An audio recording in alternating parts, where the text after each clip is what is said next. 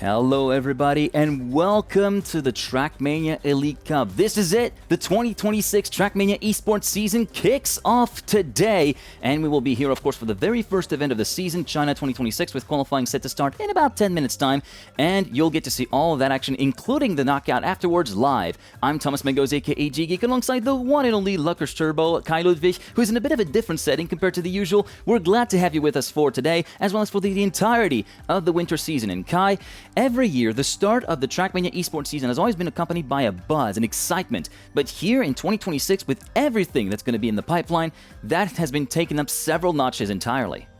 So firstly, of course, welcome from my side as well. I'm Luckers Turbo in a different setup. You know, it's Valentine's Day. I spend time with my girlfriend, and since she is not here for that long, I will also be in a different setup next week, which is quite fun.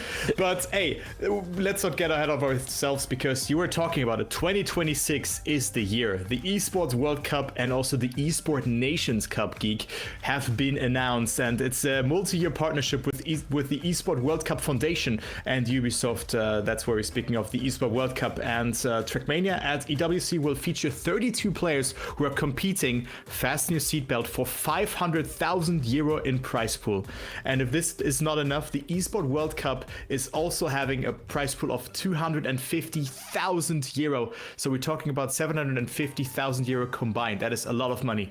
The Esport World Cup will take place in Riyadh on the 17th to 24th of August, and also the Nations Cup will happen in Riyadh on November 19th to 22nd. Yeah, and there are several different ways to which you can actually qualify for both of these events, some of which still have their details under wraps. But one of these events that is playing a central part in the path to both ENC and EWC is the Trackmania Elite Cup, kicking off today, consisting of 10 events split across two 5-event seasons that will be going through all the way to the month of May. In fact, let's take a look at the schedule for the Trackmania Elite Cup for the first part of 2026. We're going to be starting off today with the match on China, with qualifying, as we said, starting in about 10 minutes. Then next week on the 21st, it will be a trip to France. Then after that will be the USA on February the 28th, and then the last two events at the beginning of March, with Brazil on March the 7th and Greece on March the 14th. Then after that, there will be a few weeks off before we go back racing for the spring season, which goes from May the 2nd all the way up to May the 30th. And as you can see, it's pretty much every single Sunday at 5 p.m. CET, with the exception of May the 17th, which will be a Sunday for the third event of the spring season. Now, these events are played using a specific format, which is going to be the Cup a Week format with a slight little alteration. And in order to take us through that, Kai will be having the help of this wonderful explainer graphic. Yeah, so the Elite Cup works slightly different than your usual Cup of the Week, or also Cup of the Day, which uses the same format as Cup of the Week in this regard. But you can see it here. You have the open qualifiers, which is open for everybody. The server opened at 17, and then you have 15 minutes time to just set a time. The quite important thing is that you have to finish the map within the first 10 minutes, and then you have 5 minutes to improve your time. If you finish the map after 10 minutes, your time will not count and you cannot qualify to the KO. So it's very important. Not sure if everybody is aware of this, because we also now have a unique setting with the map, of course, being known, as well as in the Cup of the Week, of course. And then, you will get placed into a server. The top 64 will join onto the Elite Cup server, and they're eligible of collecting points, but we're gonna come to that later. And I mean, it's a no-brainer to say that the fastest times will put you in a higher division. And the knockout now also works a bit different, because in Cup of the Day you usually have 4 knockouts up until 16 players are remaining, but here we have from 64 up until 16 players, there will only be 2 knockouts, and then if there is 16 players and onwards, there will only be 1 elimination. So we're gonna play, I think, 39 rounds, that is, Geek. So that is quite something to play for. It will take quite long, and as it also says there, 1 mistake can end your run, and the final standings decide the results. So it is quite the battle. And also on the 4th point, you can see what players will qualify to the World Cup and also to the Nations Cup. So that is also something to consider, and that also only your best 5 results do count to the general ranking.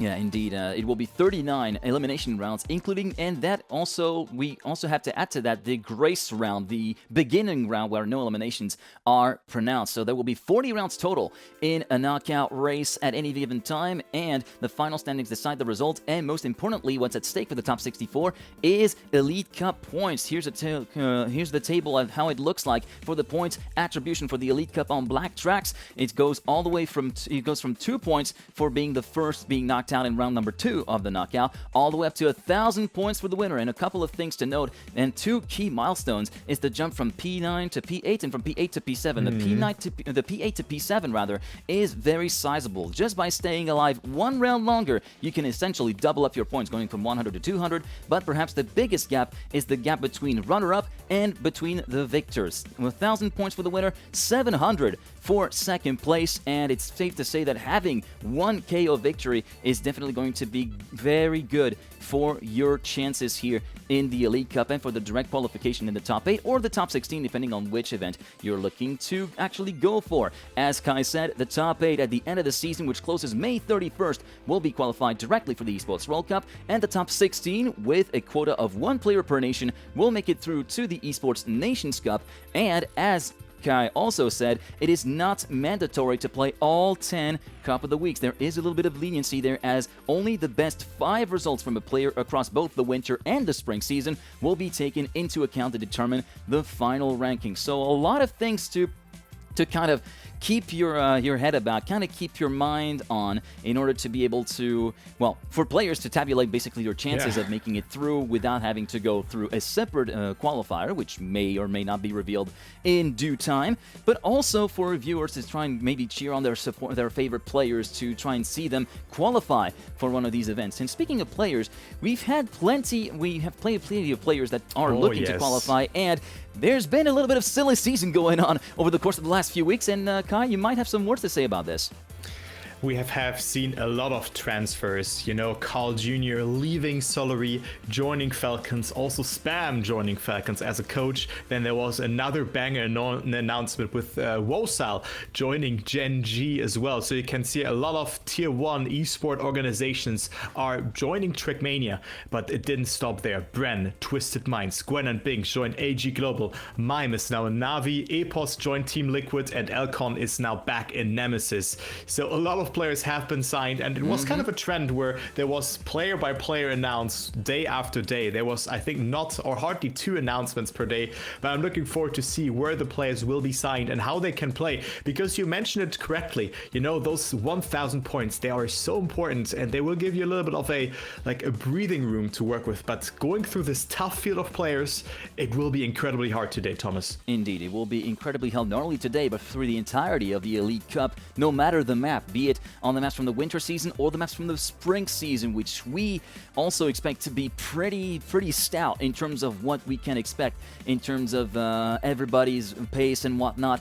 And we're going to have to get a little bit of a gander at what the server looks like in the very first stages of qualifying, which is due to start in less than 2 minutes, and actually it gives us a little opportunity to show you the little intermission scene that we got for you. You can see that we are on the server. Everybody is getting their rounds in and trying to get themselves accustomed to the map once again, or they have been well accustomed to the map at this point with all the lead up to this. There's been plenty of lead up and plenty of time for people to practice, and there's also a couple of things that we're going to be touching on this particular map once qualifying starts. But man, I don't know about you, but it's always so exciting to be at the start of a competitive season in Trackmania. No matter the event, no matter the guys, it's always so good to be able to be at the start of the season, because everybody at this point in time is a championship contender. The leaderboard, everybody's a leader in the standings by the time we go to the first round.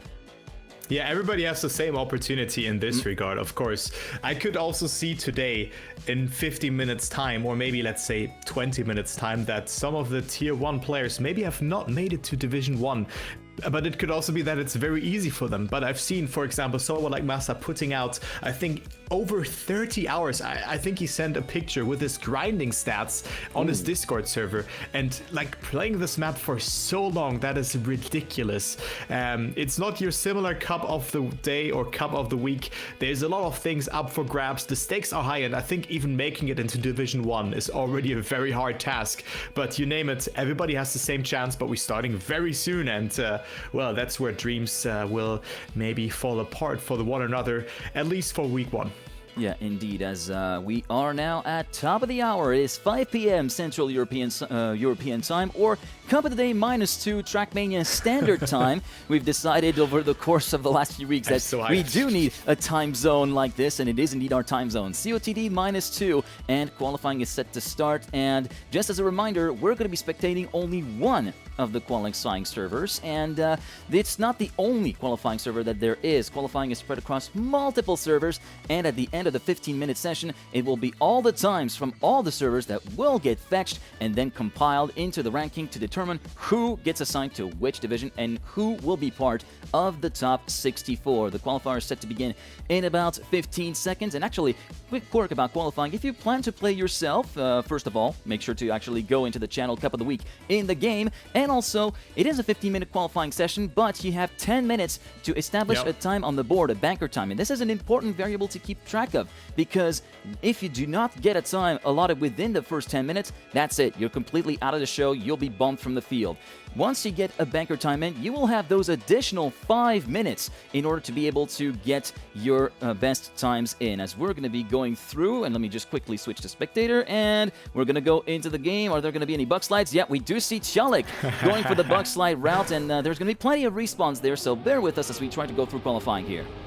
Yeah, so there's a bug slide line that has been theorized and also being utilized by players on the leaderboard, which happens right at the start in the first dirt sector, where you jump in very tightly.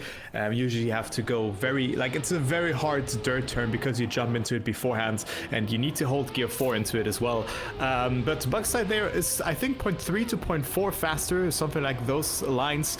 But yeah, I think this map is very nice. Maybe we can talk a little bit about it, because this is, of course, a map that we have already seen in some way already, because it was Bicycle from the TMGL 2021 season. It was map number 5, and there I think map number 6 was Bookcase, which were used in step number 1, which took place on the 24th of January 2021.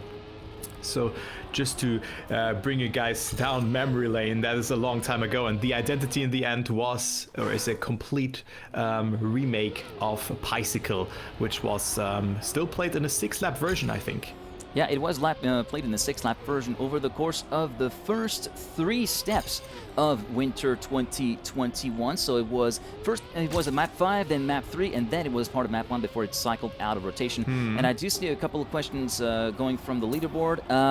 Yeah, unfortunately, this is one of those things where we're gonna have to make do with what we have, and we can show you the leaderboard of the server, but we're gonna have to wait and see what everybody's time will be on. But as you can see in the server, we got plenty of players and plenty of stout players as well. Chalik with a .376, Wosnell a half a second behind, but of course the man, the myth, the legend himself, the GOAT, Carl Jr. for Team Falcon, 7-time world champion.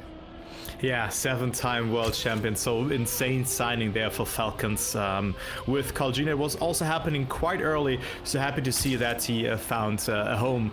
I mean, of course, he was so long in Solary, but well, I think this really sparked his flame again by the looks of it. And let's see what he can do in this round here, because it's not looking too bad. Let's say it like this, as he finds himself 0.4 ahead, only 0.1 behind Tialish, who went for the bug set, I think, because we were seeing it already in the start. But I want to see how Carl does the identity, because there's multiple ways of doing it. Of course, there's also a wall hit in the end, but this one has not the wall hit in there. It's not allowed, so you can tap break there and then do that. But now you have to drift here by the looks of it in order to set up nicely and turn around accordingly. And Carl Jr. does it very nicely and finishes with a 105.6. And that's not sure if this time will be enough for Division 1. We're gonna figure it out once the seeding ends. You still have 12 minutes time. Yeah, still 12 minutes in order to get your your eye in and get your time in. And yeah, this is a bit of... yeah, we're going to be continuing to monitor what Carl Jr. does. We do have Carl, we do have Cialik, but I guess we can also try to get some other people which we have seen a little bit earlier on, well, a little bit earlier on during the course of Trackmania competitions that might be looking to get a little bit of a splash. Nabla, who, if I remember correctly, attended his very first LAN back in XP Evo. That was back in September last year, and he's done pretty well for himself. I don't really remember his particular performance off the top of my head, but I think he did a pretty solid playoff run for a first LAN, and I think with that kind of performance, he's going to be a bit motivated to actually get some solid runs on the board and try to get as deep as he can into this particular Cup of the Weekend. Why not maybe try to go for top 64 first time of asking?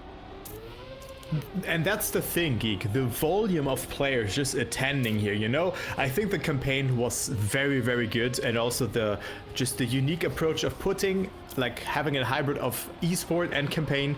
I really, really am a fan of this approach, and I think that's why also more players than usual are motivated. Maybe even campaign hunters who mainly have played the campaign beforehand. Maybe they come back. Someone like Shadowcrancer, who has mainly sticked to just solo play, and I think this could be very cool to see. So it's kind of the esport players versus also now the new or like unique style of players who firstly maybe didn't play events, but now they're motivated. They have already played those maps and they can deal some damage, and Nabla could be one of those players to make that happen as well. And let's see what his time will be.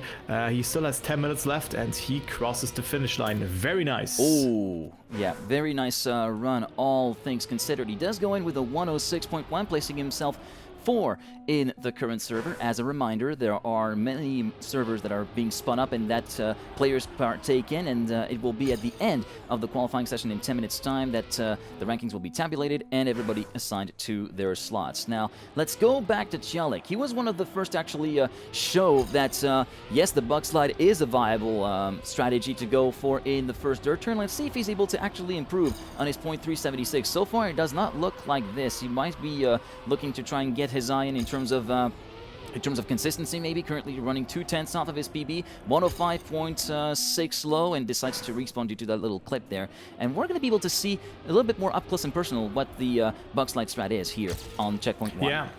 That's for sure, and just to give you guys a little bit of a of information, because currently the leading time is a 105.082 from Pushi to Paco, and then Tialage is on P6. And I just want to mention players who are currently out of the top 64: Evon, Vinch, Dwinjo, Chemko, Tona, Acros, Tween, Nabla, Tomajan, Auris.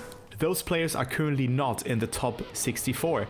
Just to give you that, the volume of players is absolutely incredible, and the time that you're currently needing for a top 64 placement is a 105.988, but I'm gonna refresh and then it's probably even faster than that. Let me see. It is a 105.905 that you're in need right now. It's from Richlik. Yeah, currently courtesy of Richlik, and among the players that are currently in the field for the top 64, we can mention the likes of Richie. We've got Rotaker as well, who held the record on the esport version until a few minutes ago. We also have the Motivator currently playing. We have Hill, of course, from the Brothers team, if you were following Trackmania Esports in the last few years. We have Zera, we got Scrappy, we got Stufts, we got Spam also as well, currently in the top 64. Neil F1 from USA, of course. Panda, Lingo. There is Spark from Team Split. There is also Brent, currently sitting in 28th. We got 4 Frenchmen from 26th to 29th. We got Glast, Wussile, Bren, and Heath. Bren, of course, one of the latest to be signed and to be announced, of course, on the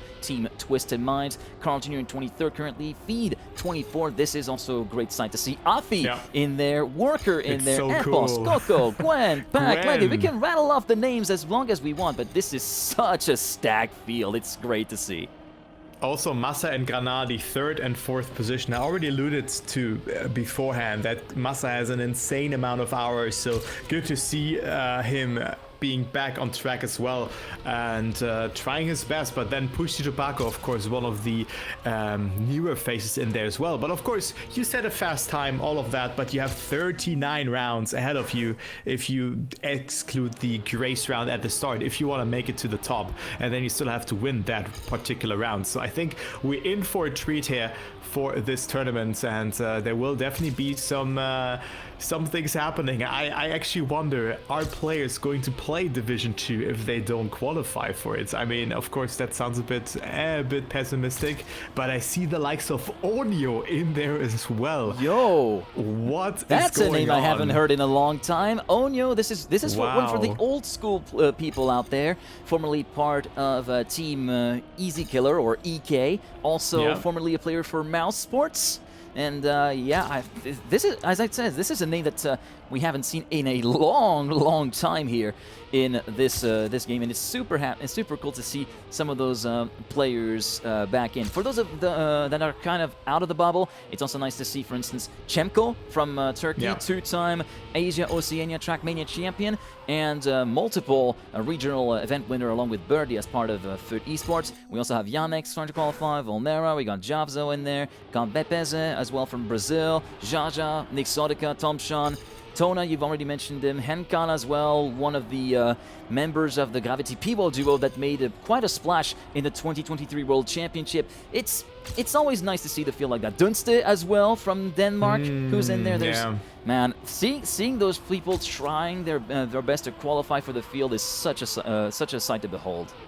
I think Nadeo did a very good job here of kind of merging all of the players together. You have Lord Quacked on there as well. You have Dunster coming back as well from somewhat of a break. You have Onyo. All of those players just coming back and trying to participate, and I think we're in for a treat. Of course, not everybody can make it to the top 64, so I think the field will be very stacked. Still, Pushi Tupako is leading with us 105.082, so he still finds himself in there. Pack currently on 7th position. Then we have Gwen on 17th or 16th right now.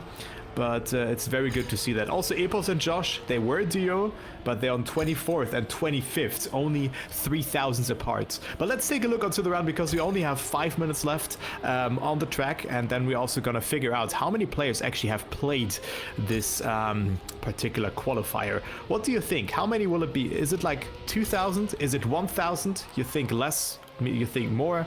I think it's hard to predict that. It's a bit hard to predict indeed. I prefer not to advance in terms of number of player predictions, but currently Wosao looking to get his eye in, still not able to improve his earlier mark of a .528. Carl Jr. did improve his mark to a .453, the Canadian, which will be making a bit of a jump into the overall standings to 20th so far in qualifying, with 3 minutes and 45 seconds left to go. And I did see an update on the buffer time. It was a .862 a couple minutes ago. Well, you can scratch that and replace that with a .824, courtesy of Sinks from Norway. Molle is also sitting right down the bubble. Vortax as well. Huso. There's a lot of shuffling about that still could go on in the next 3.5 minutes there, Kai. So it's a bit unpredictable to predict what the cutoff will be for top 64.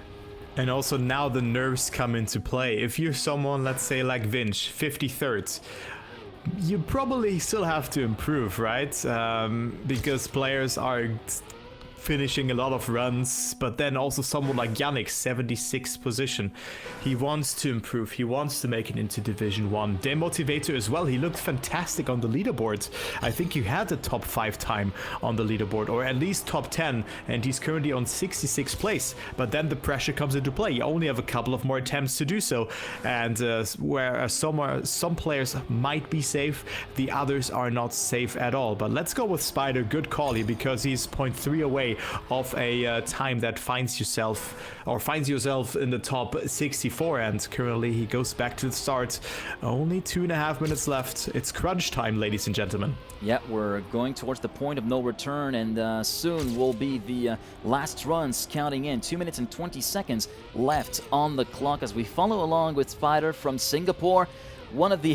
It's always a fun guy to watch spectate, but also to interact with being in certain Twitch sets, it's always super cool to see people from other regions besides Europe, APAC, the Americas and whatnot, in CSA rather, to actually take part in this, such as Cosmos from Holy Dynasty, that's also in there. Less than 2 minutes to go.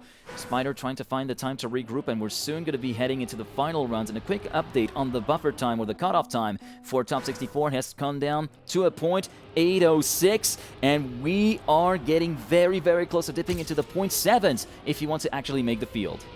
Yeah, 0.7, that is very fast. Imagine that is 0.8 away from the records, which is absolutely incredible. So the record has been beaten, I think. I think it's now a low 105. Has the 105 barrier been crushed already or not? I don't think so, right? Let me actually check. Not just yet, I don't think so.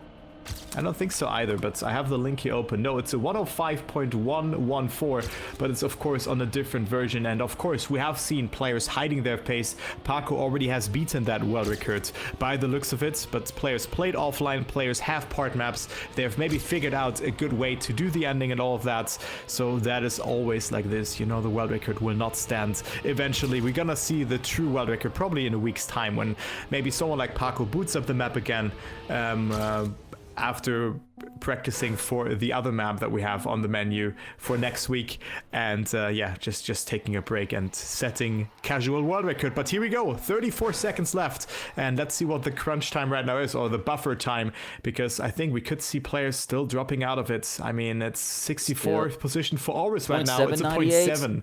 0.798. Is it going to stay that way for over the course of the next 20 seconds? In the meantime, we were also witnessing Carl Jr. moving at the top of the server that we're currently on, with another 0.3 in the books at 0.345. That places the Canadian in 20th. He was in 23rd place with a quick refresh. Where does that place him? That places him in P11 as a result of that, and qualifying is now done and dusted. And with that final refresh on our end to see the leaderboard, and top 64 cutoff time is a 0.790. Aurus is bumped off the field by 8 milliseconds. Moby is the one with the honor to be in 64th spot. Hill just ahead of him, Huzo, Ener, Yavzo, and so on and so forth. And at the top, it is Pusito, Paco, Granadi, Elcon, Mada, Massa to complete the top 5.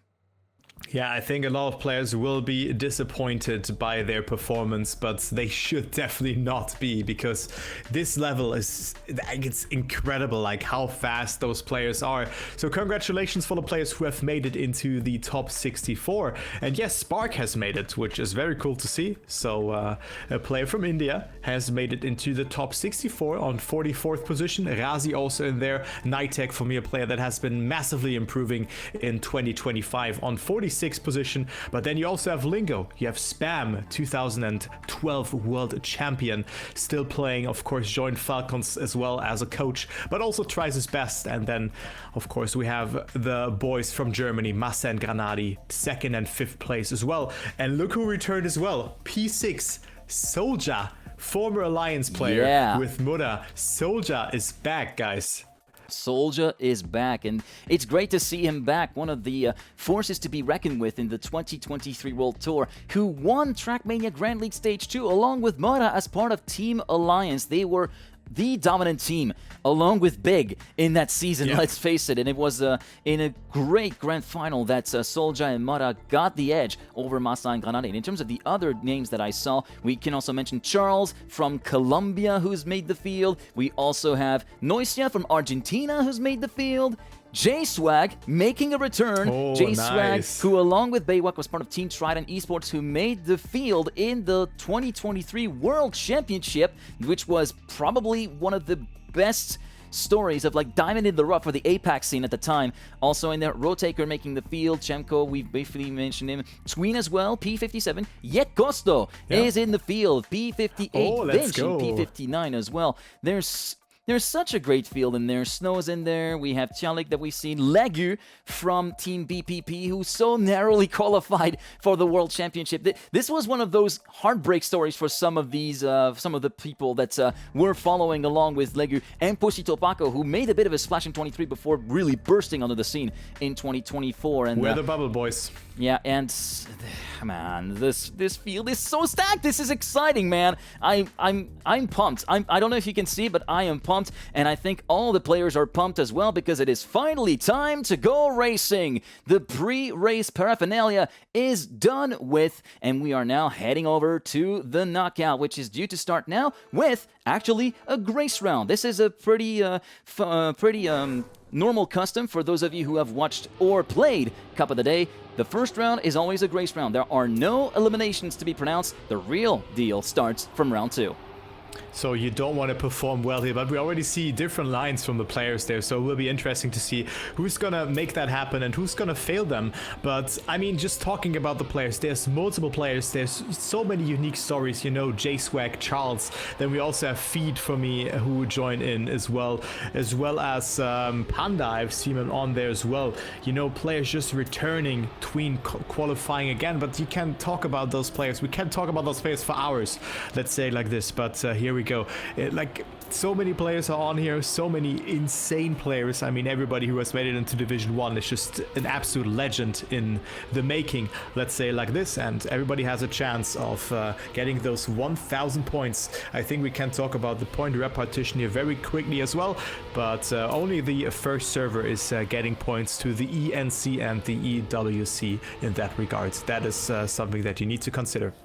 Yeah, indeed, as we are done with the opening round here in this Elite Cup on China 2026. It will be Elcon with a .575, setting the early reference point when it comes to round pace. Ultimate pace is one thing, TA pace is one thing, round pace is a whole different ball game altogether, and it will be interesting to see how everybody gets on when the pressure is on and when the bottom 2 of the field will be bumped, as we do see Otak having some troubles. Let's hope that he does not encounter that. Man, this, I don't know how, but this reminds me of Gwen final part in 2024, who was victim to basically prone to so many technical issues on his side. Let's hope that that does not befall the man from Saint-Malo, La Machine Malouine, as we say in French. And yeah, let's hope that the 2023 world champion will be able to make it count, as we are now underway proper. The last two, 63 and 64, will be eliminated. And already, I think I saw the 2023 world champion Otak stuck at the start. Yes, indeed, it is not looking good at all. This is such a shame. No. Looks as though there might be a connection issue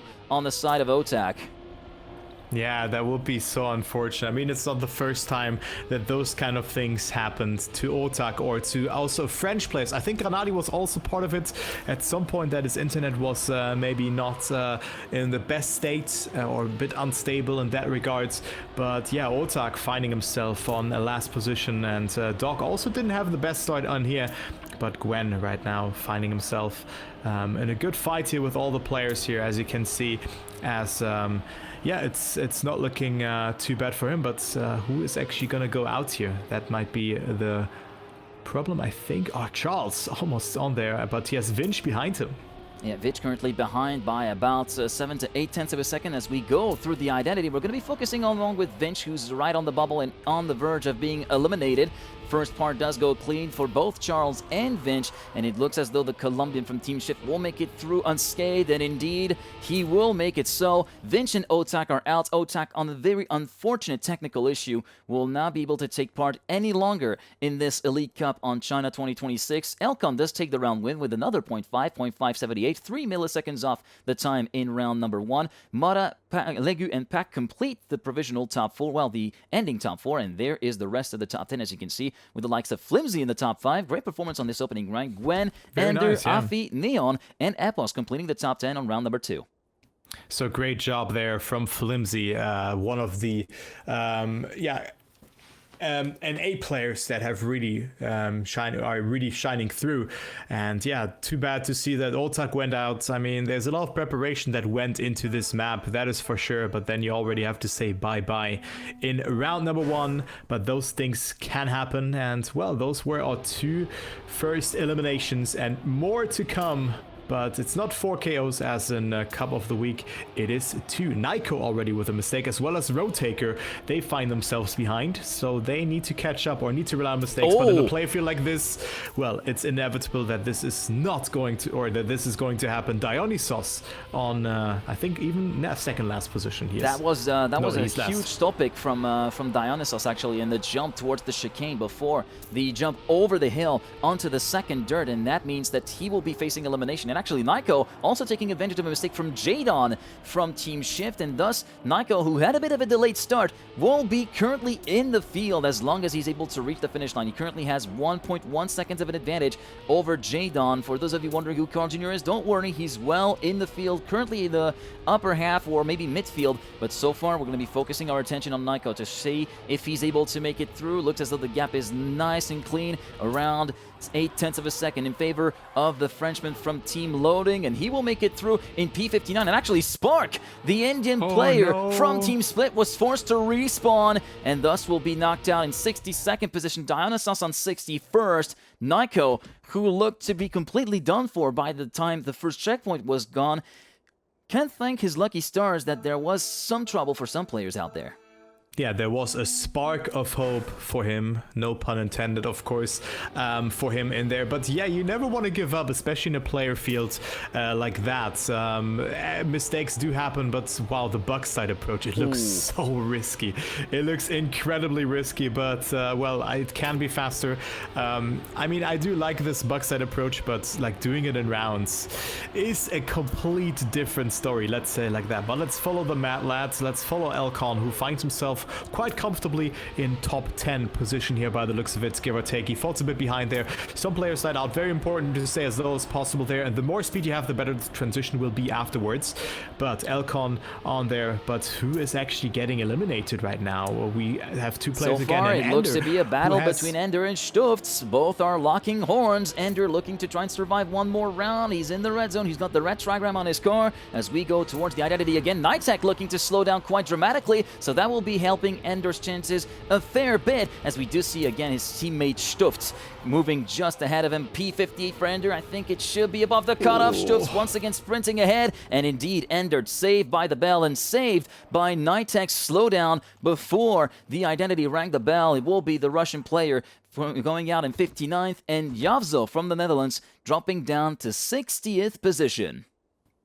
So Javzo also has been streaming quite a bit, as well as Ender, both sharing their kind of way through the Trackmania Olympics, but also, or the Trackmania Games, not the Olympics. That is a that's a very Trackmania Nations way of putting it. The Trackmania Games that of course took place just a couple of weeks ago and ended last weekend. So that was quite something. If you have missed it, it was absolutely legendary. Let's say it like that. And Javzo as well played for Team Netherlands, but now is eliminated.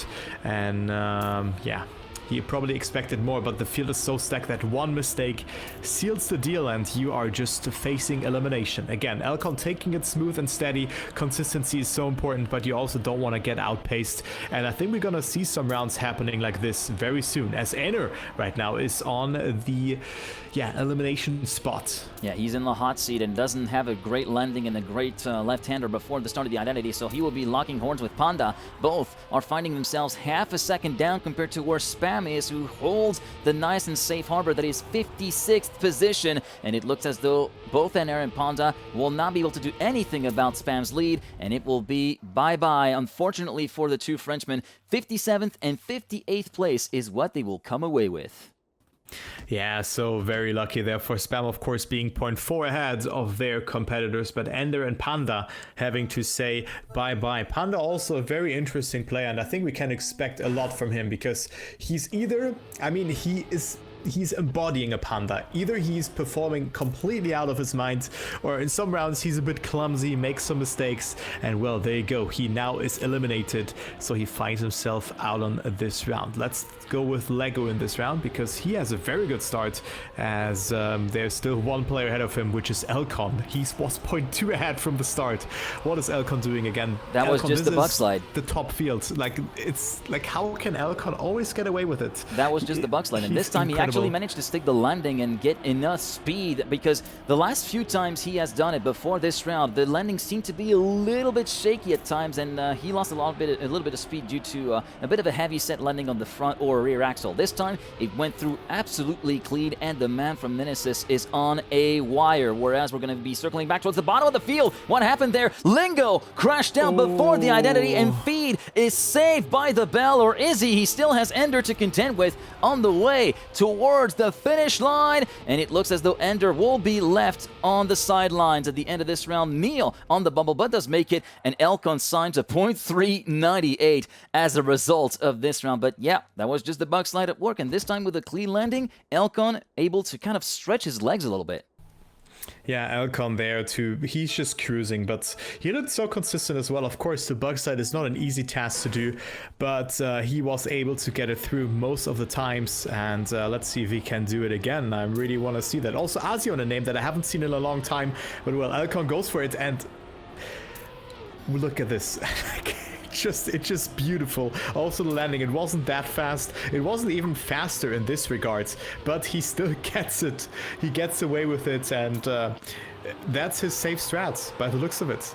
What a madman. Safe strat, landing on the back, landing on the back bumper, not even the tires, the back bumper, all in for Elkon. That's a very vague idea of a safe strat. Let's go on board with Mime for a little bit, shall we? Mime, the newest signing from Navi, of course, 2022 Vice World Champion at the Stade de France, and among other things, also winner of the Comic-Con Baltics in 2022, as well as being the winner, I think, of Trackmania Challenger League in fall 2021, the very first season, if I recall correctly. Yeah, plenty of pedigree for this guy, among other things. And he's currently locked in battle with his former teammate, Elkon, and Massa as well to the line. It was close, but for 8 milliseconds, Elkon wins again with a 0.592, and this time Neil will not be able to resist and go on to the next round. J-Swag as well, the man from New Zealand, will be knocked out in P54. I like the line from Massa though, like taking very little of the booster and traveling less distance. I think the approach is not too bad, but Neil has to say bye-bye.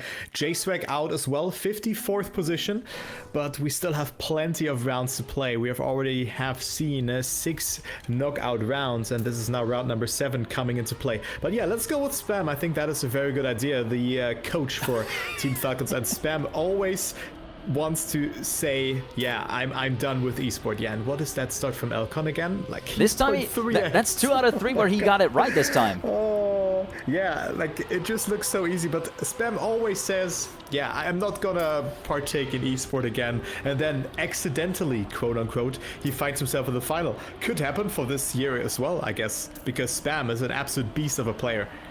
Indeed, as we're going to be continuing to focus along with Spam, who's at the lead of the chasing group, let's say that, but Elkon has just absolutely basically blown the field apart. Half a second to 0.6 of a second of advantage for him compared to even second place. I'm kind of curious to see what the stopwatch will say this time around. In the meantime, towards the bottom, it looks as though 2 French players will be on the brink of elimination. Noisia trying to fight for his survival as well. He will be overhauled by Holby. Melio as well. Melio makes it through. Noisia makes it through. It's Bestie who will be knocked out with feet in 52nd, and Elkon a 0.156. I mean, I knew this was going to be a stout round, but I didn't expect it to be this stout. I wonder if the bug slide was any indication of what this man was on. Yeah, I mean, he gained 0.3 with the bug slide, but then he also gained 0.3 with the rest of the map. So it's not like that he only got the bug slide well, he got it like the other parts insanely good as well. So Elkon with another banger of a time, and it seems like he is always just getting away with it. He seems so consistent with it. It's just so incredible to see what Elkon is able to cook here. Again, he's only this round 0.1 ahead, but yeah, he has been falling down quite a bit, and now Noisia is the player who's been falling behind a little bit, but you can see how incredible the level here really is. Yeah, indeed, as we move a bit further up ahead with Letzter, the coach, I think, for Team Germany, if I'm not mistaken, the nation that has won it all in the Trackmania games a little bit earlier on this year, as currently he finds himself in the middle of the field, and towards the bottom it will be Charles and Area fighting for survival and actually taking advantage of a mistake from Flimsy, who slowed down a bit before the identity. Can the Belgian actually make his way through the 48? He's battling with Charles for that spot. Same with Rotaker. Flimsy a bit slow on the uptake at the exit of the identity. Area 47th, Charles 48th make it through. Flimsy and Jan will actually get knocked out of the field. 50th place for Jan from Team Eterna, and 49th place for Flimsy from the USA. Yeah, so there you go. Let's go into the next round here, as it is slowly but surely getting exciting. I mean, there's a lot of players who are getting eliminated, But gradually, I mean, we move into the top 40 here very soon. It's top 50 for now. But top 40 comes in very soon. We still have 5 rounds to be played for that. But Elcon with a mistake, so might be a good player to follow. But he's not even on last here, Geek. So I think he will be safe. Unless he, of course, makes another mistake. Yeah, but that was, I think, the first time where we've seen Elcon miss the bug slide outright. Still, a 9 consecutive round streak where getting the bug slide was not the worst, not the least of Elcon's problems. It's a pretty good track record. I may have misformulated there, but still, 9 rounds with successful bug slides is a pretty astounding feat. In Pack, indeed. Oh, Pack has crashed out. Pack is out. The 2-time world champion is out. That is the first upset in my book. Yeah. That's the first upset here, Pack, who has not joined the team thus far. So I'm looking forward to see what team he's going to join, because inevitably he's going to find a team. He's the GOAT. He's the current world champion alongside Carl Jr., of course, but Pack is out. So he's on 48th, Purple on 47th, but gaps were quite large here. 1.8 seconds for Mobby, who I think was the 64th player qualifying, still in, but he is didn't have a good round, but still, of course, capitalizing from the mistake from Purple and Pack. Yeah, and indeed, Pack going full stop picking on the sign on the way towards the second part of the identity, saying, yep, that's just the way it ends. 48th place for Pack, 47th for Purple. Purple, who tried his best to try and actually get some fighting chance to make it into the next round. Unfortunately, just too much gap to make back up, as we're going to be following along with the number 1 qualifier, Pussy Paco, who made a .082 during the qualifying session, as we do see Elcon going for the bug slide, goes for a bit of a wide Paco setup, touching. and great exit speed from Elcon, and a little touch from Paco indeed, and both Paco and Carl Jr. in the bottom 2, potentially upset city, about to open the gates. And I mean, that's the format, guys. You need to be so consistent over 39 rounds here. It says 40 because we had 1 grace round, of course, but Paco in last position. But then we have Doc now moving away, but Carl Jr. not out on that one just yet, let's say it like that, because he even drops further behind here. Let's see if he can bounce back. Carl Jr. really pushing, trying to get as much speed as possible. 2 car lengths behind the opponents here. Will it be enough for Carl to overtake? I mean, there's still plenty of track to be cleared, as well as the identity, which is just the similar one to a bicycle, which happened in 2021 during the TMGL season. But Carl looking good here to survive another round. Doesn't have a lot of speed though. I think he could get overtaken. Will it be enough for Carl? Barely enough for him to stay ahead. Melio was only a couple of hundreds away. Wow. But he can thank himself for what happened, because you saw Zera in 46. Zera DNF'd. He retired during the round. So if Zera has been able to stick it together, maybe that could have been an early exit after round 11 for Carl there.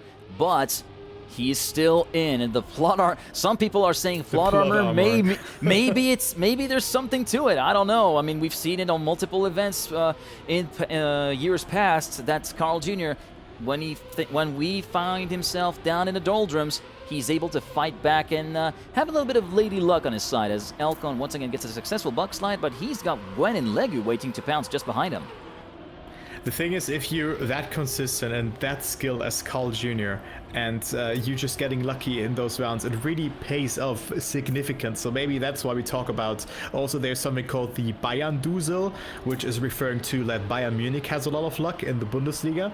And I think the same goes to Carl Jr., because if you're very successful, and that's what Carl Jr. is, obviously, well, if you're lucky, it's in the biggest moments, right? Road so taker. This can happen. But Road Taker, yeah, has made a mistake, and that is also not a good exit. But yeah, I mean, Carl Jr. still in, and still in there to win it. But also what I wanted to say here, it's also not the end of the day for Pack, for him being eliminated. Of course, it's a bit of a bummer, it's a bit of a setback, but you have 10 steps to play, 1 is down, and only 5 of them do count during the season.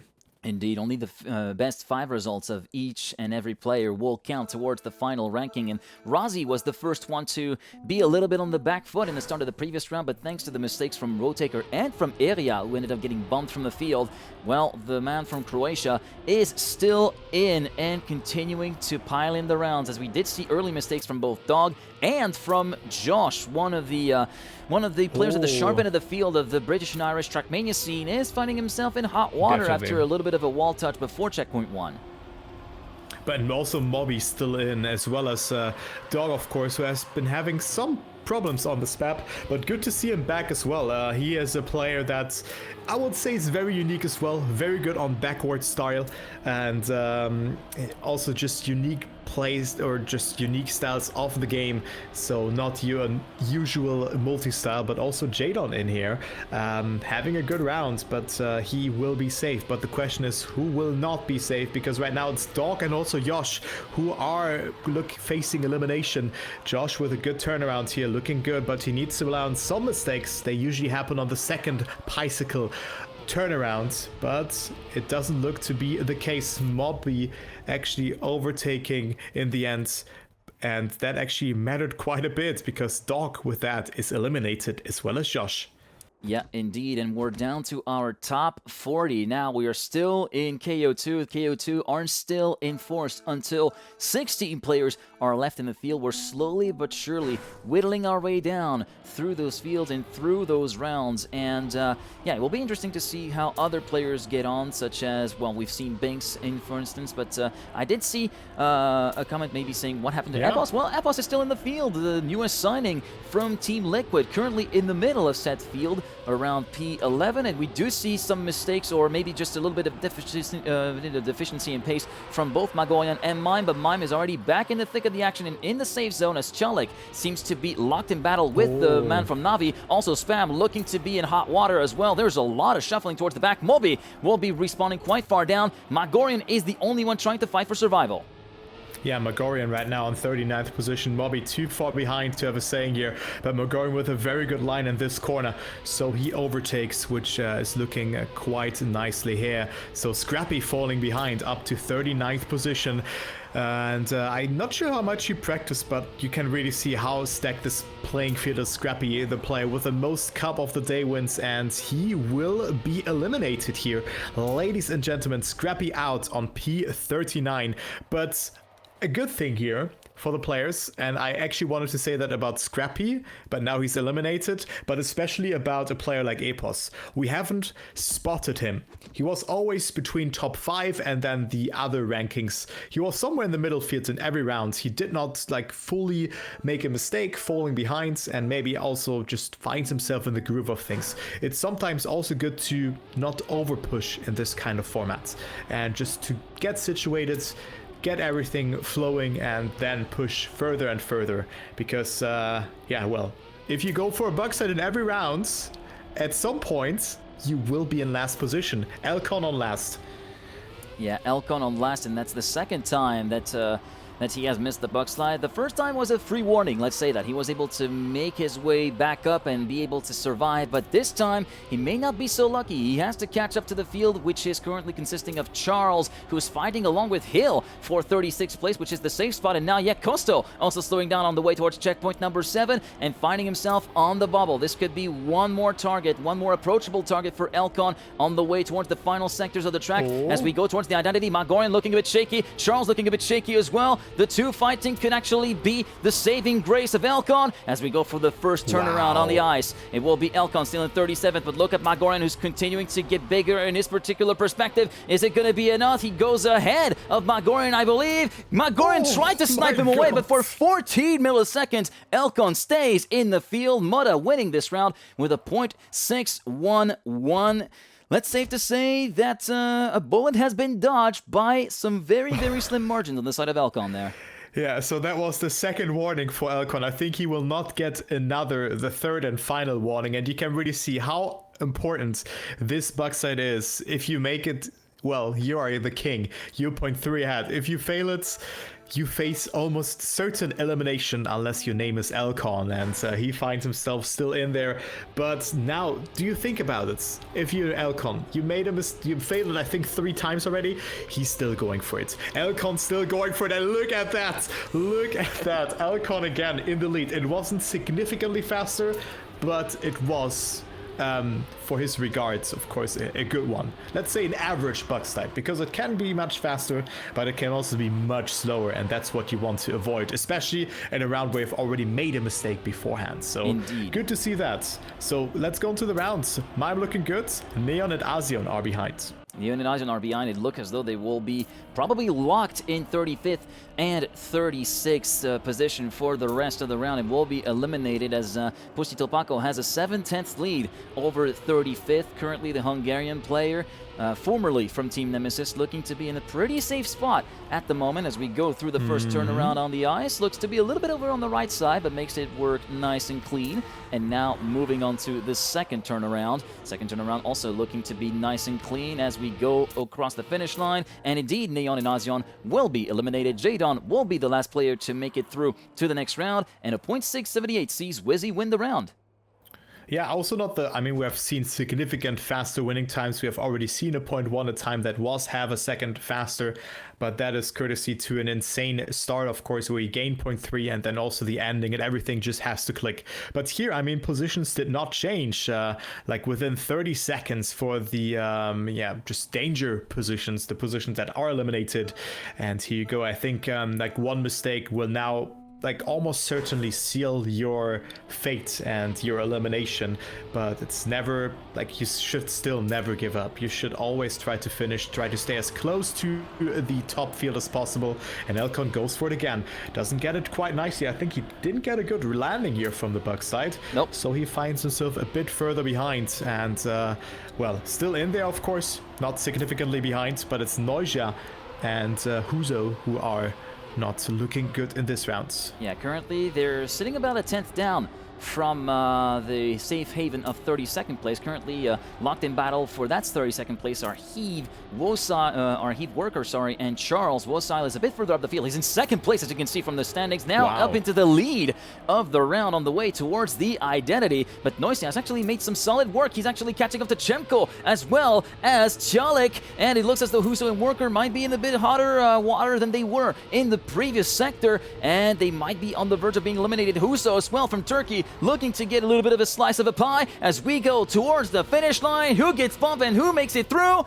Worker gets bumped by less than a 10th of a second along with Chalik. That is a very, very big knockouts that have just been pronounced there. Chalik and Worker out of the running before top 32. That's gotta sting. Yeah, I agree. I mean, both players kind of returning to the game, I would say, so they go out hand in hand. But Tjalic had a good seeding time as well. I think he had at least a 0.3, if I recall that correctly. He was on the server, but also good to see Worker coming back. I think the last time I've really spotted him was, I think, Gamers Assembly 2023, the mixed edition, I think, which he even won, when I recall that correctly. So good to see him back in the game. That was 2022. 2023 was the Wosile show. Ah, yeah, true. Okay, so I just mixed up the dates. But Worker, of course, from there, up-and-coming player, but then somewhat just vanished from the scene, let's say, like that, and he came back. But now here we have Huzo, who barely stayed alive in the previous rounds, on 32nd position, Legu 31st, and then Jemko also having a bit of a struggle around here. So both Turkish players in the top 32. I think we don't have a third player from Turkey in there facing elimination if Legu will overtake Jemko in the ending. Huzo, however, 32nd position. Good turnaround here, but it's not enough to catch up to the others. So Huzo will be out, and the other player who will be eliminated will be Legu. So that is our top 30 now locked in. Tween also barely in there. Jemko overtakes him, and it's only a couple of more rounds left, Geek, up until we have only one elimination. Yeah, indeed. Tween, the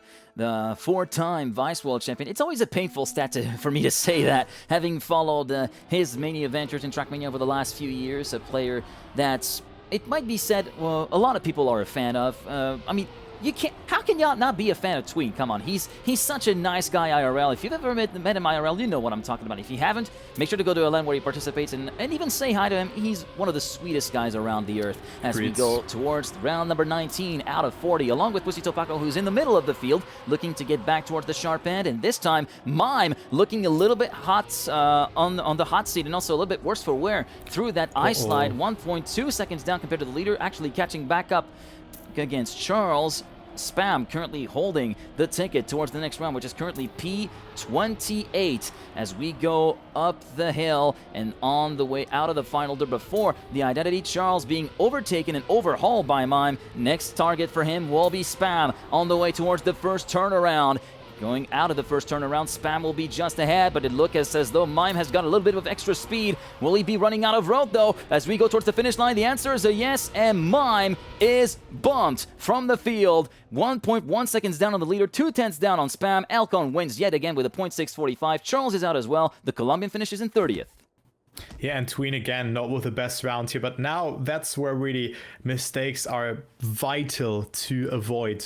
You know, if Elcon messes up the bug slide, well, I think you can always safely say that he will be eliminated, unless like 2 mistakes can happen from other players, but that is quite unlikely. But of course now nerfs come into play as well, you know, the tournament is halfway through. We still have 21 rounds, including this one, of course, but now the big boy points come into play as well. Your top 28, it's not a bad position, but now Epos with a mistake, finding himself quite far behind. He needs to rely on 2 mistakes here, Geek. Yeah, he needs to rely on a couple of blunders from the people up ahead. Currently, Chemko battling for survival, along with Afi, Spam, and Jadon, who try to battle for the safe haven of P26. Snow going a little bit wide on the way up the hill. That will drop him down temporarily to P27. Elcon looking to try and actually, once again, smash his way into the lead after missing the buck slide this time around. Epos 1.4 seconds down. It looks as though it might be all over here in this opening Elite Cup of the season for the man from Team Liquid, 2-time XP Evo champion, and unfortunately for him, it looks as though the road will end there in terms of collecting the bigger points in this particular cup. Indeed, he will get bumped in P28, and Tween will be overtaken by Snow and get bumped out in P27. Snow managing to rescue a spot in the next round by the skin of his teeth. Yeah, definitely. And Tween had some very weak runs, or some weaker runs in the last couple of rounds. So he was just living on by a thread. But now he's eliminated in 27th. I mean, not the worst results. Not the worst results for both Tween and Epos here, to say the least. But definitely, you're somewhat like in the should I be happy about this mindset, you know, because you are certainly never happy if you get eliminated when making a smaller mistake, or you're like, yeah, maybe I missed out on that line, or I could have practiced more. It's always a bit of a battle in knockouts, that's for sure. You can always survive 1, 2, or 3 rounds, as of course this is a complete different format in comparison to Cup of the Day, because some players here have 30, 40, 50 hours practice on this map, right? So that is safe to say. But look at that, who's on 25th position alongside Noija. It's Bran, who also didn't get a good transition in this part. Try to catch up, but will gradually drop down to 25th position here again, because I think it's Razi who's overtaking him again. Yeah, and this time he's locking horns with Hill for the benefit of 24th position. They're side by side, exiting the first ice turnaround. Hill with a bit more speed will be just slightly ahead of Bran. Will that advantage hold all the way to the finish line? The answer is a yes. And the man from Twisted Minds, the Frenchman, the 2023 world champion, along with Otak, is out in 25th. And also Noisia, the Argentine driver from Team Onyx, will be knocked out in P26. We're down to 24 players remaining, Kai. We're gonna go down to our top 16 in the space of about 4 rounds, give or take. Bran and Pack already out, Mime also out, just to name a few. Like, the level is... It's so cool to see so many players, but of course heartbreaking that you're out with 1 bug slides, that you fail like Elcon did, and yeah, or just 1 small mistake.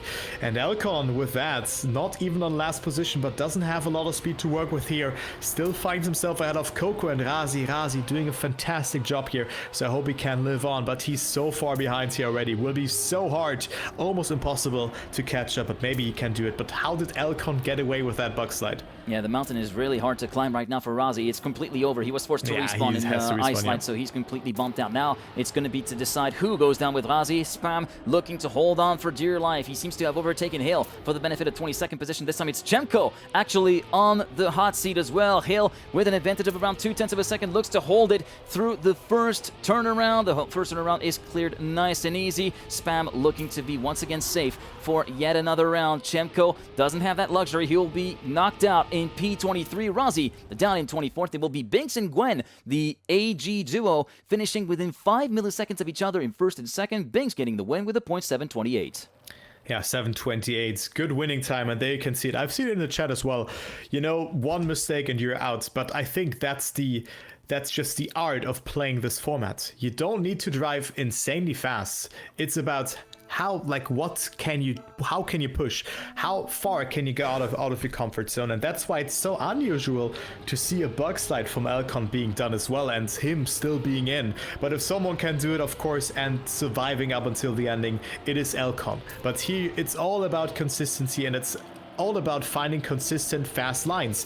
And Geek, I just think that this bug slide is fast, but it's not consistent. And Elcon again in the red spot here.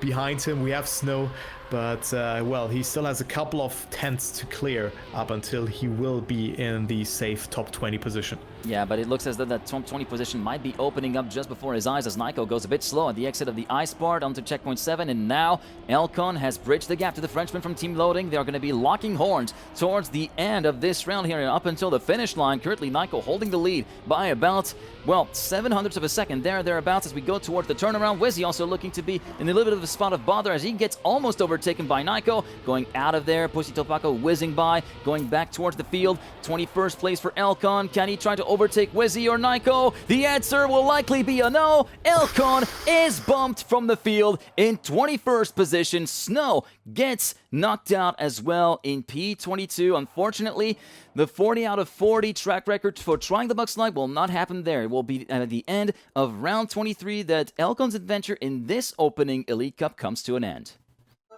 So Elcon out here on 21st position. So still a good effort for him, of course, let's say like that. But it is the risk that you take when you go for this kind of bug slide. I think the only player in Division 1 going for it. Maybe there was one or two more, but maybe just in the earlier rounds where you can't afford that. But here, like, every mistake that you do is costing you your tournament life on the first step here of the Elite Cup. As we now have Glass behind, so Glass and Snow could go out hand in hand here, but Glass is still in, of course, still has a shot of coming back, and he now fights with Spam and everybody else here in the bottom fields. But a good line from Glass. He can come back, but he needs also a better identity than the one that Elcon had. Elcon saved it, and he didn't gain time to the others. The others all survived it. Yeah, indeed. As we go along with Glass for the first turnaround, let's see where he's going to be exiting. He's going to be passed by Coco and Hill, who's currently battling as well for survival. As we go towards the finish line, Glass and Hill are knocked out. P20 for the man from BS Plus competition, and Hill will be exiting in P19 for Wombo. We're down to 18 players, and coming up next is our last KO2 round for today. After that, we're going to be moving on to single KOs, KO1s from top 16 onwards, remember? And there it is very important, because one player is, of course, you know, if one player fails, you can save. If one player fails in a 2 KO rounds, well, then you still have to worry about the other player. You know, now Spam with a mistake. So in a 1 KO round, this will be the dream scenario for the players. They know, okay, Spam is half a second behind, maybe even 0.7 to 0.8. We can rather save, right? But Spam still can catch up, of course, if others do mistakes. Coco also not with the best of starts, also slowed down a bit. And then we have Muda on 16th position. So he's 0.5 behind the leader as Coco tries to come back. But is it enough? It's a good line though, but he touches on the inside, but got away with it somewhat because there was another mistake happening from Genji Wosal. Yeah, this is looking like a very, very solid battle as well, and yet another early exit compared to what Wosal would have anticipated. He's down in P17. Coco is actually gapping him on the way towards the identity. Spam is completely out of the running. It seems like Wosal down in 17th. Coco up in 16th. Will he be able to remain in that position? Yes. Wosile will be bumped out before top 16. 8/10 away from the lead. 2/10 away from the safe haven of 16th position. Granadi wins the round with a point. 763. Spam gets knocked out in P18. Yeah, and also very good sign there because we have not really seen too much from Massa and Granadi so far. I think there was like maybe 1 or 2 rounds where Massa was behind, or maybe Granadi even, but very good performance from them so far, and now only 1 elimination, so we have 15 more rounds to play until we have found our first Elite Cup winner here in round number 1 on China. So let's see. 16 players left. Soldier, we also have not seen too much from him so far, which is again a good sign. On last position though, his journey could end here. Yeah, well, we're getting to the point where every single minute misalignment, every single minute difference of attack of a certain corner, every single discrepancy is going to cost you big time, and every big mistake is going to have huge rippling effects, like that of Stutz, who had a very heavy set landing on the way towards checkpoint number 7 and will be dropping down to P16. Binks currently has a bit of a buffer of 4/10 of a second on the way towards the final identity. Oh, what was that from Soldier? Missed the landing altogether and pinballs his way across the track, and the Belgian, who was looking to be a bit safer after the mistake from Stutz, looks to be going out in P16 after all, as we go along with Stutz for P15. And yes, indeed, for Soldier, it is the end of the day early on in this top 16 phase of the Elite Cup. Mutta will win the round with a point 544. Binks must have had not maybe hard flutters, but might be thankful to the fact that there was a few mistakes here and there. Anything can happen in Trackmania, and usually does, and it's especially prevalent here in KO. And Carl Jr. always win. Carl Jr. is still in though, and that is good to see. But Soldier didn't really have a good round there, and then everything just fell apart for him. But still, welcome back to him. Very good performance, top 16. That is a result that you can rely on when it comes to the 5 best results that do count at the end from 10 steps. So not a bad job. Now Afi not with the best start. He has been coming back for the Trackmania games as of quite recently, and found himself practicing this map here as well. 15th position right now for him. He is behind Coco here by the looks of it, who has had a good start. Granadi also somewhat in there, and Jadon as well. But let's see what Afi can do, because he's quite far ahead. Make it 2 to 3 car lengths. Definitely something that he can catch up in the end, but it's still somewhat like you need to rely on mistakes from the others, let's say like this. And Afi with a good turnaround here, looking very nicely, as he is not losing too much time to the others, but he's also not gaining time, and that's what you need. And Afi is out. Yeah, unfortunately too much gap to make up towards the very end of that round versus Coco and Wizzy. And the team captain from Switzerland in the Trackmania games will be locking in 15th place at the first Elite Cup of 2026. We're down to 14 players now for those of you joining in, and there are still plenty of stout players in there. Gwen, Mutta, Binks, Heave, Ledster, Carl Jr. still in, Granadi still in, Wizzy still in, Jadon still in. It's going to be very much a case of who yields first, and it looks as though at the start, Coco, with a bit of a wall brush, I suspect, towards checkpoint number 1, will be relegated to last place, and he's got a lot of catching up to do already, and not a lot of wiggle room to allow for any further mistakes. But Geek, I'll be honest, I see somewhat of a trend, because Coco also didn't really have a good round in the past, and now he made a mistake. So you think those kind of nerves come into play when you're like, whew, I just barely survived that round, and then you just take that with you in the next round, because in a high tense format like Knockout, where you just play 40 consecutive rounds after each other, I think it's quite taxing for players as well. Yeah, it is taxing for players. I can't exactly say for online Coco, but offline Coco is usually the kind of players who thrives in those situations or relishes those situations. But here, it looks as though it was way too early and way too much of a gap, and he even goes a bit too far, overextends in the second turnaround to really stop himself there. So there will be a P14 finish for the man from France, and don't count this guy out just yet. Like, whenever he's in high pressure and he still feels like he has a comeback chance, he's proved it many times across many different tournaments, be it Comic-Con Baltics, Ascension, and so on and so forth. Yeah. He will still be there. He will still be a contender. but top 14, that is a great result from Coco. I think now you're somewhat in the zone where you can be happy about your results. Of course, it really depends of how much you have practiced, but top 13, that's something to rely on. That's a good starting step, to say the least, as Naiko didn't get the best start in this round, and also Binks only on 12th position, so Naiko can maybe overtake him, but we see a slide out here from Carl Jr. He's out by the looks of it. Oh no. Oh, that is one uncharacteristic slide out as well from Carl Jr., although we do see a double bump there on the inside from Naiko on the way towards checkpoint number 8, but Naiko should be nice and safe as we go with a 3.5 second lead for the Frenchman from Team Loading compared to the 7-time world champion. We're going to be moving back towards the head of the field currently because we see a battle between Gwen and Pussy Topako. Currently it is the Hungarian at the head of the field. We'll be curious to see what the stopwatch will say by the time Paco comes to the line, and it will be a .498, a very, very decent time, very respectable time in rounds, and Naiko won't be surviving another round courtesy of the ice slide out from Carl Jr. Naiko, who didn't have the greatest start, but one of the guys who's at the sharper end of the field on the French scene, and it's great to see him as well, and perform very good right out of the gates. Carl Jr. out here, ladies and gentlemen. But yeah, as you said it's an uncharacteristic slide out. This ice is very consistent, I would say, like this, but maybe it was the angle that Carl was entering it with. Maybe he tapped brake too much, or he released too much to adjust his line, or his angle was just too much at the end. We don't know. I need to see the replay because yeah, you don't slide out there too often. We have not seen it so far. It's also not happening in this round, but there's of course a gear that can change, or just over alignment that you can do in this line in order to get around. But here we go. Heath now finding himself on 12th position, battling it out with Letzter though, so this is the fight to look out for.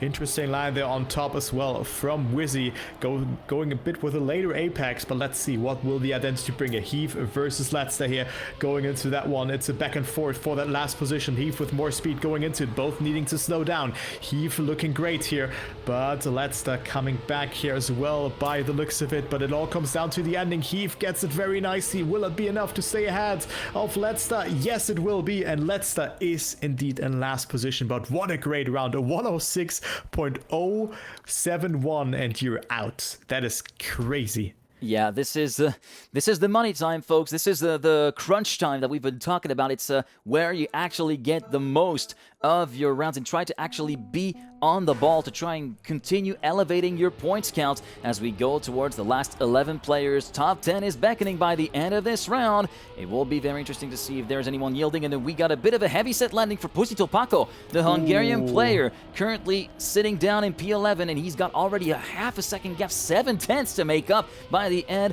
of sector number 1. This is looking very, very grim in terms of the chances of survival towards the next round for Pussy Topako. We're going to be circling back towards the tail end of the leading group, with Stuffs currently sitting in P10 on the safe harbor of P10, but he might be working towards maybe getting a couple of positions and maybe watching out for a potential return of Pussy Topako, who still has a second to make up. Stuffs still towards the tail end, and Paco still continuing to bleed time. Checkpoint after checkpoint and corner after corner. It looks as though the writing might be on the wall there for Pussy Topako as we go along in camera 2. For the ice slide from Stutz. Back to camera 1 then for that little chicane before the second half of the ice spin around. And Stutz is confirmed into the top 10 in only his second tournament after his return to Trackmania. He's currently locking in a very solid performance, and for Pussy Topako, very unfortunate landing in checkpoint number 1 and into the dirt that has cost him dearly. So well done there from Stuft, staying ahead. And that's what I was talking about, right? Saving when it matters, and saving when you see that your opponent is 1 to 2 seconds behind. Of course, you can bleed a little bit of time, but you know what you're doing. Also here in this round, we have seen a very early mistake from Muda. Maybe there was the Neo slide, maybe there was a different input, but Muda now is behind. But not by too much, because also Heath has made a mistake. And Geek, that is the uncommon round where 2 players have made a mistake, and they're neck and neck to each other. It's so close between them, but we also have seen a lag here from Naiko. Wait, what happened?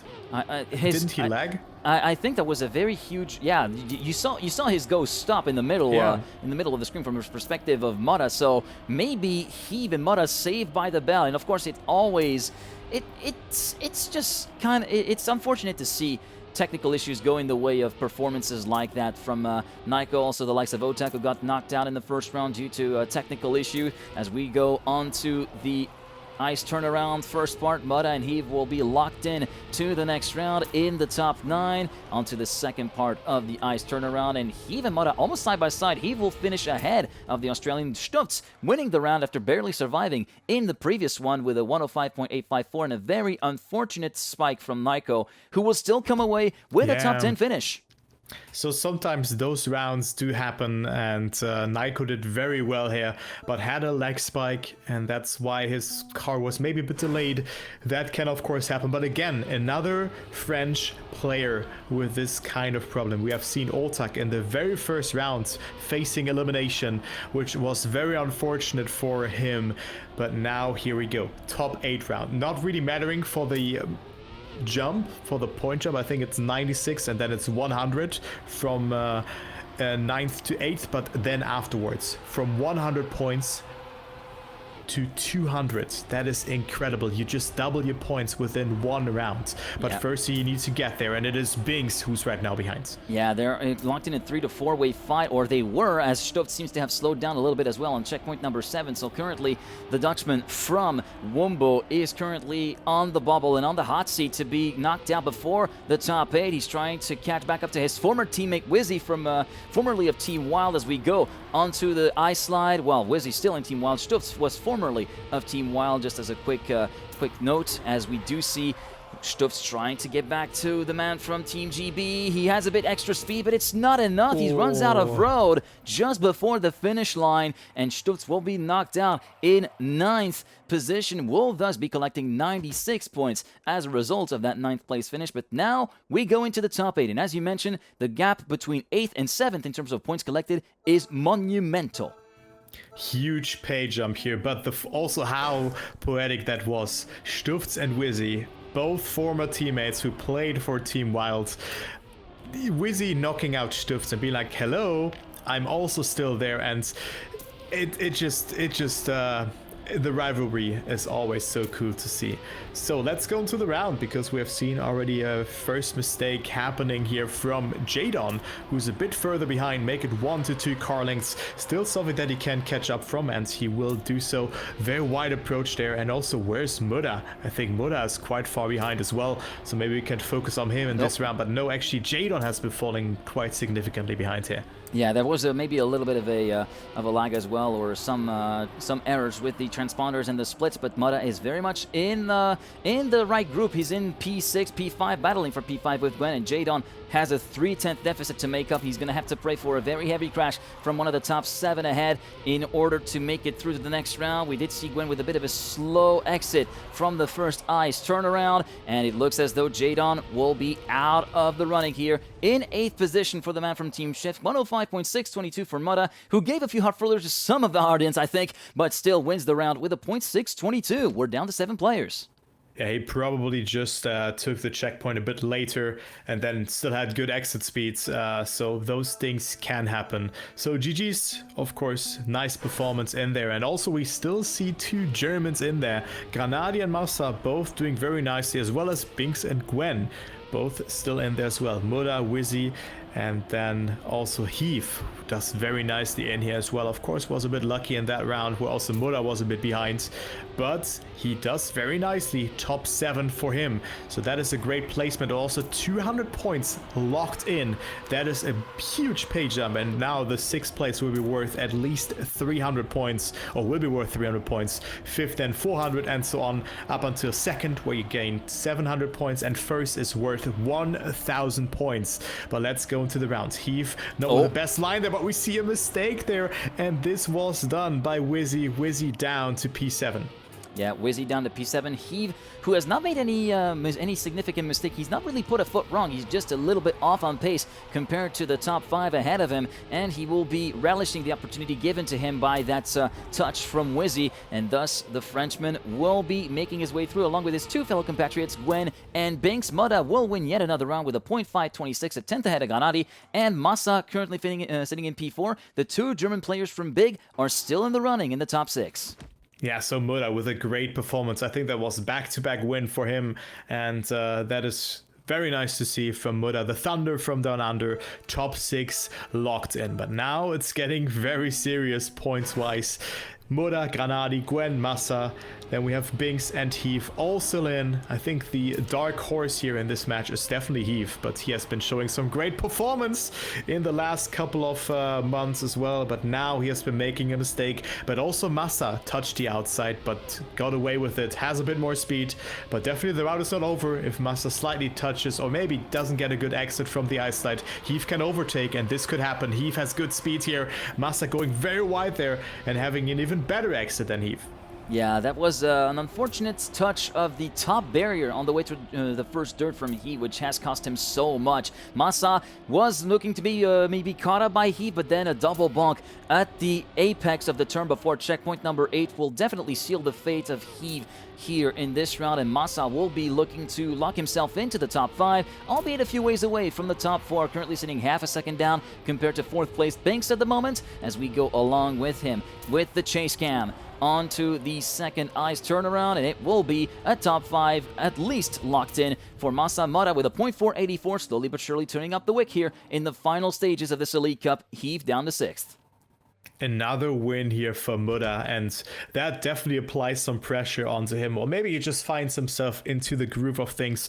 The player field is of course a bit thinner now with only 5 players left, so good performance from Muda in the last 3 rounds. Hopefully he can keep it together, because if he just continues to win the next round and maybe this round as well, for me he's the favorite to win this first Elite Cup of 2026. Massa now going for the buck slide into round number 5. I have seen everything today. Wow. Yeah, this is, maybe we're getting towards the late stage of the game to actually see that strategy being attempted. We've seen Elcon do it right from the first few rounds. Maybe he was getting him a little bit ahead of himself. Maybe he thought that was the only strat he knew, but yeah, that was a little bit early for Elcon, and Massa tried to risk it, but unfortunately was not able to capitalize on that in the first sector, and even in the second sector got so close on the way towards checkpoint number 8 to the apex wall there, where we saw Heave go for a double bonk, and Massa looks to be on the hot seat and might soon be bumped out of the field, going onto the first ice turnaround there on China 2026. Massa still having a mountain of a deficit, 3/10 at this point in the game. It's almost insurmountable, and it is insurmountable for the man for Team Big, who even clips on the way towards the finish line. Will be retiring. Muda, Granadi, Gwen, and Binks. Gwen and Binks, the 2 Frenchmen, France, the only nation to have more than 1 player left in the running, actually. Yeah, so with Massa getting eliminated, that's only 1 German left, and that is Granadi. So Granadi's still in there, but also Muda, another win for him. And also, I really like the fact that Massa went for the buck side. He has been failing the start. Maybe he was not feeling comfortable with it, maybe didn't have a good line beforehand, having a lot of speed, so he was like, yeah, I'm going for it. So I think it was a smart way of going for it, but yeah, he definitely lost some time at the start with that bug slide. He didn't get the best of exits, but here we go. Top 4 situation, Binks, Gwen, Granadi, and Muda fighting it out, and let's see if Muda can win another round. Insane speed here out of the ice slide, but he finds himself on last position. Granadi in the lead, followed up by Gwen and Binks, who are getting a great line, but Muda going all the way into first position. What an incredible line here. Granadi now falling himself behind. Let's see what he can do in the ending. No one touches there. Granadi with good speed as well. 1 Frenchman is slowing down as Granadi's still in there, and Granadi will probably be in the top 3, but who will join him? Will it be Muda, or will it be Binks or Gwen who face elimination? Right now it's Gwen who's behind. Will it be enough to overtake? The answer is a no, and Gwen goes down, and P number 4, still an incredible performance. And now we have 1 German, 1 French player, and 1 player from Australia left in the race. Yeah, indeed. And this is looking very, very racy. We've seen these four being nip and tuck all the way through the round pretty much, and it was only towards the tail end where there was a little bit of a pace deficit for Gwen that did him in and got him to P4 in the end as we're going on to the penultimate round of the first Elite Cup of the season. Binks, Mudda, and Granati battling for survival and a chance to compete in the final round. Big jump on the side of Granati before the first ice slide at checkpoint number 4. It's still 600ths of a second between first and third. Everything's still possible. Yeah, very good line there from Binks, but he sacrificed a lot of speed there by going very, very inside into the part. But now Granati is trying to come back. Didn't hit the snow slightly, and on the inside, he really wants to avoid that. But Granati still has to pull the trigger here. He is behind. It is Binks and Mudda who are trailing in front and finding themselves roughly 0.2 ahead of the German here, as you can see. But now we come into the identity. Granati with a good turnaround will sacrifice a bit of speed, but you need to slow down anyway. But I think the gap is too much here, and Granati will go down on third position. And here we go. It will be Binks versus Mudda in the final. Granati with a third position, still 600 points locked up for him. That is definitely not a bad result, but the question is who will go home with 1,000 points. And Geek, take the last rounds. Let's go. This is it, the final round confrontation. It is going to be Mudda versus Binks. Australia versus France. Here we go for the last 60 seconds of the first Elite Cup of 2026. Mudda gets a good start. Same for Binks. Both looking to be settling themselves in. 59 milliseconds at the end of checkpoint number 2. Binks with a full inside line goes so close to hitting the outside wall before the drop down into checkpoint number 3. Mudda in the lead. Binks going all the way to the other side of the road. Mudda emerges in the lead at the end of sector number 1 before the ice slide. Binks still trying to pile the pressure on the two-time Trackmania Grand League champion. They're still side by side. On the way towards the convex platform, we go low for Binks, trying to carry a bit more speed, but he's actually lost a bit of time on the way towards checkpoint number 7. He finds himself a 10th and a half down. He's going to try to carry all the speed in the world through that dirt part. Mudda still in the lead, but by about 0.8 of a second. The gap's been slashed in half. Binks going for the throat, going for the move, on the way towards the identity. The first ice turnaround. Binks currently leading by the slimmest of margins ahead of Mudda. Mudda emerges in the lead at the end of the first ice turnaround. Moving on to the second ice turnaround. Who is going to exit with the best amount of speed? Mudda will make it through and be the first winner of the Elite Cup in 2026 with a .940. Binks gave it a red hot go, but he will be coming up short by just 1/10 of a second. And with that, Binks comes away with 700 points, and Mudda, with the 1,000 points, gets the honor of being the first Trackmania Elite Cup winner for 2026. GG! And I would say that is well deserved here from Mudda. He has been winning so many rounds in the top 8 and just found a quite different line there after the ice wall ride, where you have ice at the start of it, and then you just end with normal platform. So absolute well done there from Mudda. And we're gonna also take a look onto the rankings here, as they are already updated. We can see Mudda, of course, winning it for Australia. Then Binks on 2nd, Granati on 3rd, Gwen on 4th, Massa 5th, Heath, Wizzy, Jadon. Then we have Stufts, Naiko, Pushy Tobacco, Let's Star, Carl Jr., Coco, and then Afi concluding the top 15. You can also check out the results on the website, so you will not be able to miss them. And they also see, like, if you go further onwards, of what results will actually be included and what results will not be included onto the ranking. What is safe to say is that the 1,000 points for Mudda will stand. That is an absolute beauty of a start.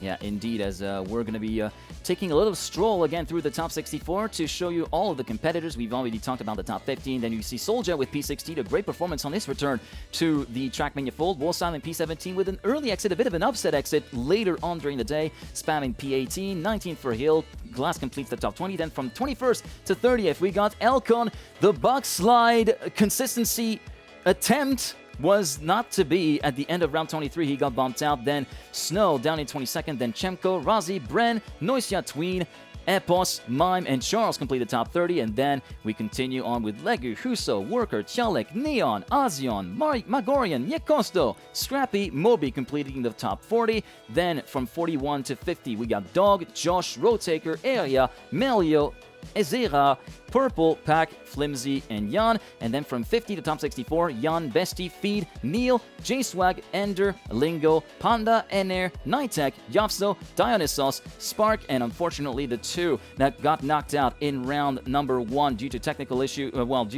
Technical issue was Otak in top 64, and then Vinch in 63rd position as well. That was not due to a technical issue, maybe a bit of a late start, but not a full stop like we have seen Otak unfortunately be affected by. Let's hope for the 2023 World Champion that he will be able to come back on song and move past that. It's a good thing that only the top 5 results get counted for the overall ranking, because that would have been an absolute wrecker right there, right from the outset. Imagine every result would count. That would definitely be a bummer for Otak in that regard. And also, small side notes, on the results ranking, you can also see on the left side if a player would, at the moment, qualify to the Esports World Cup and also to the Esport Nations Cup. There's, of course, special rules for that as well. For the Esport World Cup, the top 8 players do directly qualify. The other 24 slots are still to be determined of how they're gonna be distributed among the players. And then for the Esport Nations Cup, the top 16 players, 1 per country, do count. So let's say Massa and Granadi are both in the top 16, but only the best player per country does count. So I think there was I think Bestie it was, or like any other Czech player that was ahead of Elkon. He was ahead of him, and he would be eligible to play the Esport Nation.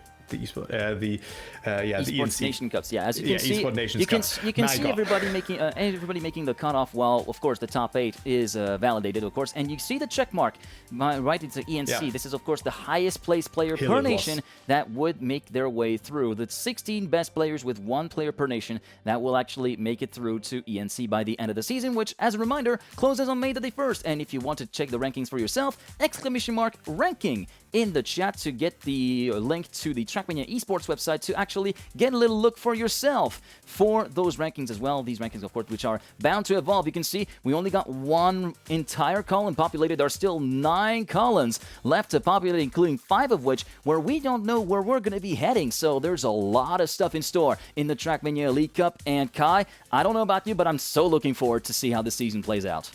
Yeah, same. I'm very much looking forward to it. Still 4 more tracks to be played in the official campaign, and it was already like so close today. So many different things to be considered, like different lines being taken as well, especially the bug slide. We've seen that one. We've seen the slide adjustment from Muda as well, which really gained him a lot of time. And yeah, I'm looking forward to that. I mean, next week will be a complete different story, and maybe we can take a look onto the calendar again for the last time, because then you are going to see of how the schedule is looking like. Because it will be from now on it will be just taking place for the next 4 weeks. Next week we're gonna go to France, then the week after to the USA, Brazil, and then Greece. Then there will be a longer break of roughly 1.5 months, and then the 5 remaining maps of the Elite Cup season will be played, and those will be the black maps from the Spring 2026 campaign. Yes, indeed, and there's a final look at the schedule that you are about to... I hope you got your dates marked down, because if this opening stint was anything to go by, it's going to be an absolute barn burner of a season, and we are all here for it, and we thank you for being along with us, not only for today, but we hope to see you as well over the course of the next 4 weeks for at least the winter season. And with that, I think it's time for us to wrap up. If you've got anything else to say, Kai, I'm gonna let the floor over to you. Yeah, I just hope that you guys enjoyed our casting, and I wish you a nice Valentine's Day for today. I'm gonna spend it with my girlfriend, that's why the setup is a bit different. And also next week I will be in Dublin, so back-to-back different setup. But I'm very much looking forward to it. But thank you guys so much for watching. I've had a blast, and I'll leave the last word to you, Tom. Thank you very much again. It's such a pleasure to be along with you for this, and it's a pleasure to bring the action live to you and to share our passion for racing and Trackmania with you and bringing you the action one corner and one checkpoint at a time. Thank you again so much for being here for the opening weekend of the Trackmania Elite Cup 2026. We'll see you next week, same time, same channel, for the second step, which will be France 2026. Again, thank you very much so much for watching. Much love, be kind, stay safe, and until next time, Godspeed, people.